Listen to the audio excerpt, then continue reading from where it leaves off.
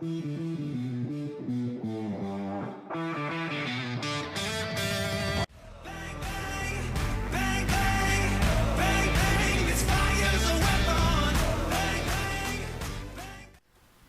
to the premiere episode of a series that will showcase my amphibians doing battle with their feeder insects called swarms. In this specific episode, we will see the American toads and gray tree frogs doing battle with the banded crickets. The American toads that will be inhabiting the western woods are Ace and Pius, a couple of American toads that were rescued from the western Pennsylvania area. Joining them currently is a northern Pennsylvania inhabitant, Wellsboro. Wellsboro will be the ambassador along with the other gray tree frog in this video, Bane. Joining the American toads in the action for this interaction video are the gray tree frogs, Christian and Bane. I wanted to test the abilities of both of these amphibians, so I didn't want to throw the banded crickets just anywhere inside the enclosure. I decided to place them in the autumn sedum, which is the highest plant that I have inside the enclosure. It sits at least a good 6 inches above the soil, meaning that the toads would have to really use a good strategy on how they were going to catch these crickets. And I wanted to see if the eastern gray tree frog was a very bold hunter, and if they would just lunge in at a large group of crickets and try to catch one. While I was filming this, I was very surprised to see the strategy by the eastern gray tree frog. Christian, he's much more of a bold hunter, and he's much more confident than what the other gray tree frog, Bane, is, who you'll see later. He decided to go to the bottom of the enclosure, and he would sit there and watch as the banded crickets would pace back and forth between the leaves of the autumn sedum. He was just watching for his opportunity to catch one of them. A long time had gone by. Neither of the gray tree frogs made a move. They seemed like they were watching and waiting for their moment, just like a superhero would, such as Batman or Spider-Man, to leap down onto one of the guys and silently take them out. This seemed to be the strategy for both of the gray tree frogs. I keep white tree frogs as well, and their strategy is to just lunge in and go after whatever they want. But these gray tree frogs, whether it be just these two specifically, or the species as a whole, choose to hunt stealthily, meaning that they are not going to be dumb and jump wildly into the autumn sedum to catch their prey.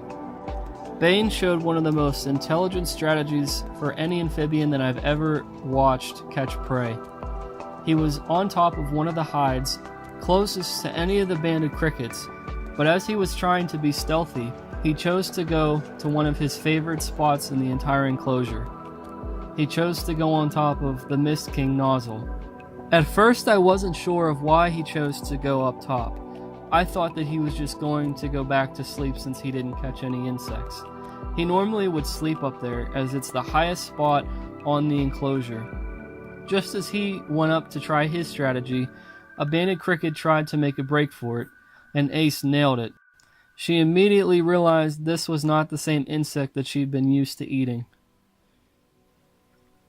Some of the banded crickets got smart and chose to make a break for it in the front of the enclosure. This led Ace to come out from behind the autumn sedum and attempt to catch some. It looks like she's just nearly missing these banded crickets, but as you just saw her attempt to eat one of the banded crickets, she knew that it tasted different. A lot of times, amphibians, when they're not sure of eating an insect, they'll try to taste it by putting their tongue out and telling whether or not it's safe for them to eat. This is one of those situations. After Ace was indecisive of choosing on whether or not she would eat one of the banded crickets after she'd already consumed one, Bane jumped down from on top of the nozzle and made his next move, nailing one of the crickets trying to climb up the background. This reminded me of one of my favorite games from PlayStation, Batman Arkham City, I remember standing on top of these gargoyle statues and jumping down on top of henchmen. And then after I knocked them out, I would climb back on top of the gargoyles and set up my next move. This was the exact strategy that Bane was using against the banded crickets. While Bane was having success and Ace was making her move on the ground, Christian was having a more difficult time trying to catch these banded crickets. Even though Christian does not catch one banded cricket in this video, after the camera was put down and these guys were all observed, Christian, along with everybody else, was gorging themselves this night on all the banded crickets inside the enclosure.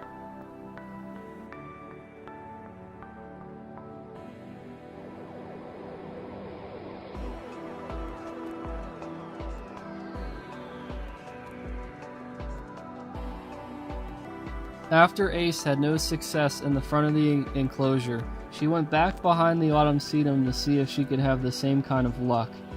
Here we observe her nailing another banded cricket. Here we can see the banded crickets attempting to make a break for it, and Ace nails another unsuspecting banded cricket.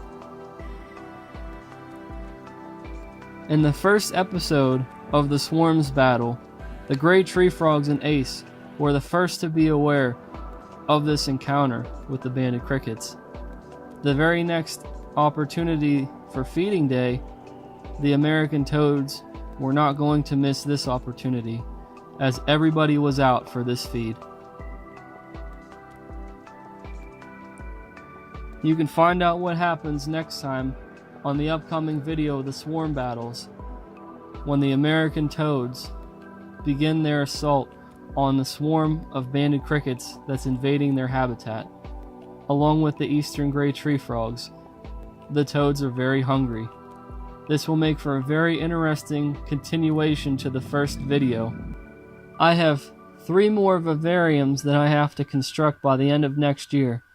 There is a lot of information to get through for care videos and interactions between these swarm videos and other series that I'll be starting with the various tanks that I have. I hope that you'll take this opportunity to subscribe and check out any of my past videos, as there's a lot of good information and a lot of interesting content that I have. That'll do it for me. We'll see you in the next Swarms battle coming soon.